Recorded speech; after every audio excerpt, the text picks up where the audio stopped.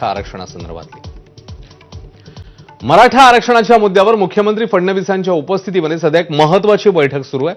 मुख्यमंत्र्यांच्या वर्षा निवासस्थानी तासाभरापासून ही बैठक सुरू झाली आहे। मराठा आरक्षण उपसमितीचे सदस्य आणि महाधिवक्ता वीरेंद्र सराफ या बैठकीला उपस्थित आहेत।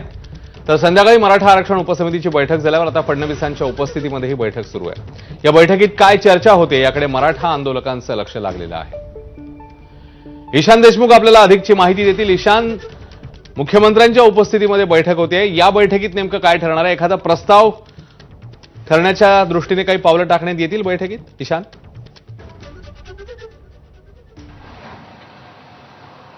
अश्विन, आपण पाहिला असेल तर मनोज जरांगे पाटलांचा आजच्या आंदोलनाचा हा तिसरा दिवस आहे आणि याच पार्श्वभूमीवरती उपसमितीच्या सातत्याने बैठका चालू आहे। आज देखील राधाकृष्ण विखे पाटील यांच्या अध्यक्षतेखाली संध्याकाळी बैठक पार पडली। त्यानंतर जी मनोज जरांगे पाटील यांची प्रामुख्याने जी मागणी आहे ती गॅजेट संदर्भात, मग त्यामध्ये 2 गॅजेटांची प्रामुख्याने ते मागणी करत आहेत। त्यामध्ये हैदराबाद गॅजेट असतील आणि सातारा गॅजेट असतील, हे लागू करा अशी त्यांची मागणी आहे। यावरतीच आता वीरेंद्र सराफ ते आता सध्या वर्षा निवासस्थानी आले आहेत। ते 1 तासापासून मुख्यमंत्री देवेंद्र फडणवीस यांच्यासोबत चर्चा करत आहेत।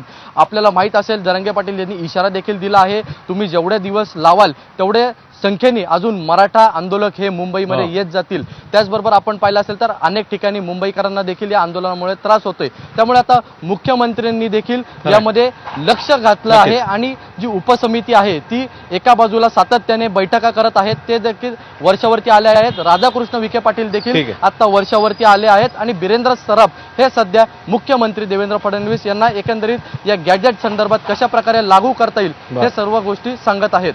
अश्विन, ईशान, धन्यवाद या सगळ्या सविस्तर माहितीबद्दल।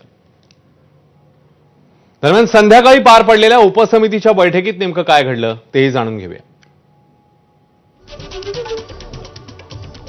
तर हैदराबाद आणि सातारा गॅझेटियर संदर्भात चर्चा झाली आहे।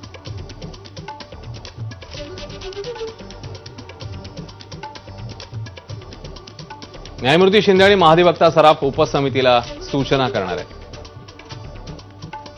छाननीसाठी अतिरिक्त वेळेची न्यायमूर्ती शिंदेंनी विनंती केली आहे। याशिवाय मंत्रिमंडळ उपसमिती आज रात्रीतनं प्रस्ताव तयार करेल।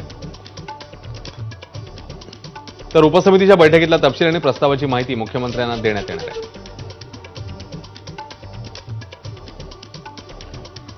तर सापडलेल्या नोंदींच्या आधारे ओबीसीतनं आरक्षणाचा GR काढावा अशी मागणी मनोज जरांगेंनी आज केली।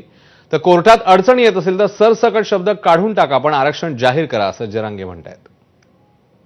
GR काढायला 58 लाख नोंदीच्या आधारे ज्या मराठ्यांच्या कुणबी नोंदी सापडलेल्या आहेत आणि ज्या मराठ्यांच्या सापडलेल्या नाही त्यांची पोटजात उपजात म्हणून आपण आरक्षण घ्या, सरसकट शब्द वापरू नका ना। त्या 58 लाख नोंदीच्या आधारावरती GR काढा।